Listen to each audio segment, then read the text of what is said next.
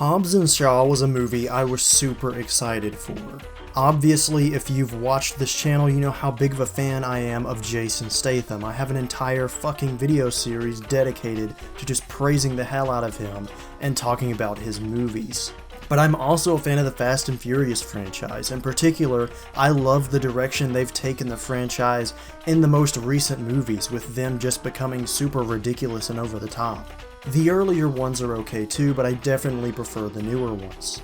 And so with all that in mind, I had every reason to be super hyped for this movie. It was one of my favorite action stars teaming up with Dwayne "The Rock" Johnson, who is a freaking supernova of charisma. And on top of that, it was going to be directed by David Leitch, or Lettich, or however you say his last name, who directed Deadpool 2 and Atomic Blonde, so I knew the action was going to be shot pretty well.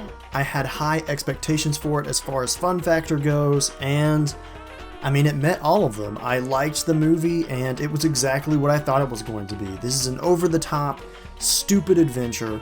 If you like movies like Crank, Transporter 2, Mechanic Resurrection, you'll probably like this movie. I do want to keep this ramble short because I do want to save a lot more of my detailed thoughts on this movie for a later Statham Mayhem. I do plan on doing a Statham Mayhem for the Fast and Furious franchise, including this movie, specifically the Fast and Furious franchise as it pertains to Jason Statham. But for now, what I will say is that it's just a really fun time and I really enjoyed it. However, I was disappointed to an extent, and it's not necessarily the movie's fault. It's actually the fault of the trailer. And that's because the trailer basically spoiled the entire movie. Not necessarily the plot. There are definitely a lot of elements of the plot that the trailer hid. However, you basically see every action scene in the trailer. Obviously not the entire action scene. There's plenty of action in the movie that you have not seen in the trailer, but you basically see a few seconds of every action scene in the trailer, which really sucks because those few seconds of every action scene basically give away some of the most ridiculous and surprising moments in the movie, which I would have loved to see for the first time actually watching the movie, but no, it's all in the trailer. That isn't to say that there isn't anything ridiculous or fun or surprising in the movie itself. There definitely is a lot of stuff in there that isn't in the trailer that you're just going to have a ball with, and it's going to be a big surprise. However, walking out of it, I was frustrated with how much the trailer just, did show the audience. The best way you can experience this movie is if you haven't watched the trailer. If you haven't watched any of the trailers for this movie, holy shit, turn off your phone and turn off everything before you go see it.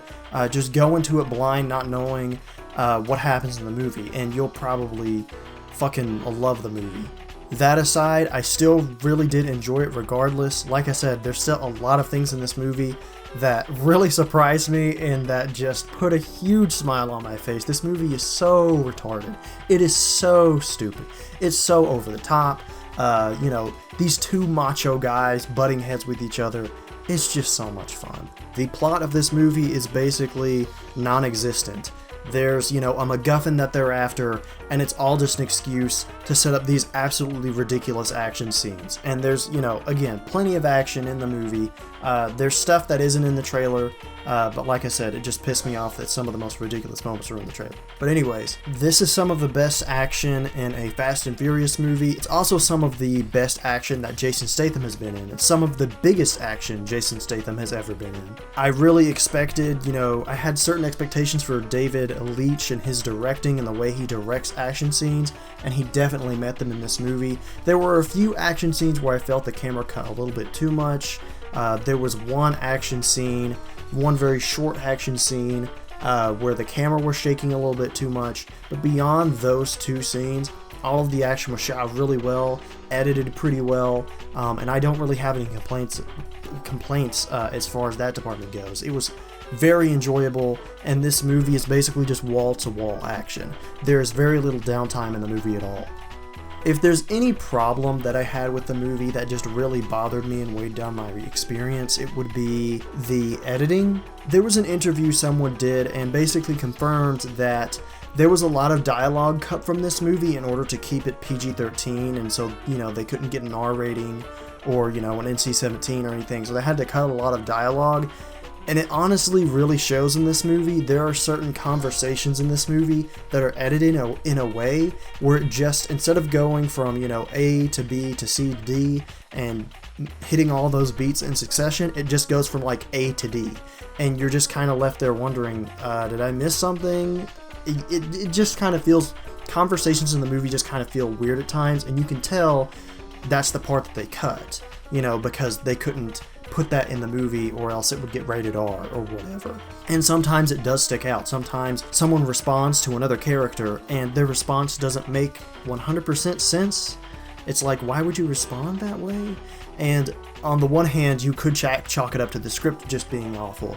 But I think the more likely scenario is just this is a result of, half the conversation being on the cutting room floor, which sucks. I'm really hoping when this comes out on home video that they release an extended edition with, all of those conversations, being uncut.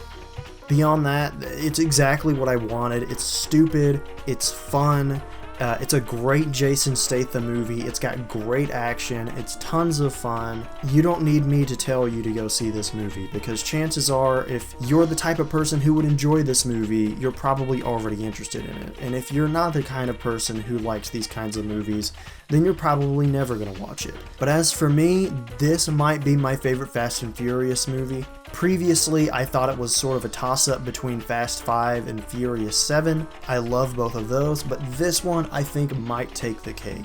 I would need to rewatch it to make 100% sure, but without rewatching it, I can definitely say that this is top tier Statham, within his top 5 action movies ever made, and if you're a Jason Statham fan, you're going to be really happy with this movie. With all of that in mind, I'm giving Hobbs and Shaw a 7 out of 10. I am Randall, and thank you for listening to me ramble.